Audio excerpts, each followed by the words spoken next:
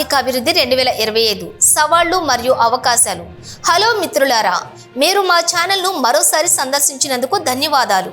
ఈరోజు మనం భారత ఆర్థిక వృద్ధి 2025 గురించి చర్చించబోతున్నాం. మన దేశం ఆర్థిక వ్యవస్థ ప్రస్తుతం ప్రపంచంలో ముఖ్యమైన పాత్ర పోషిస్తుంది. అయితే 2025లో భారత ఆర్థిక వృద్ధి ఎలా ఉండనుంది, ఎటువంటి సవాళ్లు ఎదురవుతాయో, అదే సమయంలో అవకాశాలు ఏమిటో తెలుసుకుందాం. భారత ఆర్థిక వృద్ధి ప్రస్తుత దశ. భారతదేశం ఇప్పుడు ప్రపంచ ఆర్థిక వ్యవస్థలో ప్రముఖ దేశంగా ఎదుగుతోంది. మన ఆర్థిక వ్యవస్థ వృద్ధి చెందుతున్నప్పటికీ గత కొన్నేళ్లుగా కొన్ని ఆర్థిక ఇబ్బందులు కూడా ఉన్నాయి. 2023-24లో భారత ఆర్థిక వృద్ధి రేటు 6.8% ఉండగా ఇది ఒకటింత స్థిరంగా కొనసాగుతోంది. ఈ వేగం మన దేశం 2025కి గణనీయమైన ఆర్థిక మార్పులకు సిద్ధంగా ఉందని సూచిస్తుంది. కాబట్టి 2025లో మన ఆర్థిక వృద్ధి ఎక్కువగా ఏ రంగాలలో జరుగుతుందో, దానితో పాటు ఎలాంటి కొత్త అవకాశాలు వృద్ధి చెందుతాయో చూద్దాం.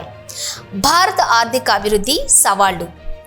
భారతదేశంలో ఆర్థిక వృద్ధి చైనా, అమెరికా వంటి ఇతర దేశాలతో పోలిస్తే నెమ్మదిగా సాగుతుంది. దీనికి చాలా కారణాలున్నాయి. అయితే ఈ సవాళ్లను ఏ విధంగా ఎదుర్కొనాలనేది మనము చూద్దాం. ఉద్యోగాల లోపం.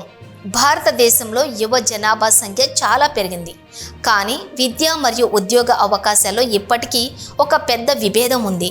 గత ఏడాదుల్లో BSE సర్వే ప్రకారం మన దేశంలో అర్హత కలిగిన యువతులలో 25% ఉద్యోగాల కోసం పోటీ పడుతున్నారు. ఇది ఒక పెద్ద సవాలు, ప్రత్యేకించి IT రంగంలో, ఆటోమొబైల్ రంగంలో, తయారీ రంగంలో మునుపటి వేగంతో జాబ్ ఆఫర్లు కుదరటం లేదు. భారీ లోటు. భారతదేశం యొక్క ప్రభుత్వ ఖజానా లోటు కూడా ఒక ముఖ్యమైన సవాలు.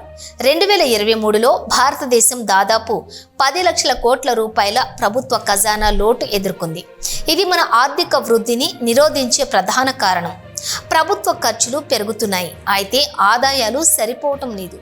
దీనికి దారితీసే విధానం ఉన్నా భారతదేశం సంపద పెంచే దిశగా మరిన్ని మార్పులు అవసరం. పర్యావరణ మార్పులు. ప్రపంచంలో పర్యావరణ మార్పులు వేగంగా జరుగుతున్నాయి. భవిష్యత్తులో మన ఆర్థిక వృద్ధి పర్యావరణంపై ప్రభావం చూపకుండా సాగాలి. కానీ ఇప్పుడు మన దేశంలో భూకంపాలు, వరదలు, వర్షపు మార్పులు వంటి ప్రకృతి విపత్తులు వేగంగా పెరుగుతున్నాయి. ఇది వ్యవసాయ రంగాన్ని ప్రభావితం చేస్తుంది మరియు ఈ రంగంపై ఆధారపడి ఉండే ఆర్థిక వ్యవస్థ కూడా నష్టాన్ని పొందుతోంది. భారత వ్యాపార రంగం. ప్రపంచంలో చాలా మార్పులు జరుగుతున్నప్పుడు మన వ్యాపార రంగం కూడా కొత్త వ్యూహాలు మరియు పెట్టుబడులను అవసరం చేసుకుంటోంది. గ్లోబలైజేషన్ వలన చాలా కొత్త వ్యాపార అవకాశాలు వస్తున్నా భారతదేశంలోని కొంత భాగం పాత పద్ధతులపై ఆధారపడి ఉంది. మరింత సాంకేతికతతో ఇండస్ట్రీ 4.0ను ప్రవేశపెట్టడం, ఆటోమేట్ మార్పులు చేయటం తదితర చర్యలు అవసరం. భారత ఆర్థిక వృద్ధి అవకాశాలు.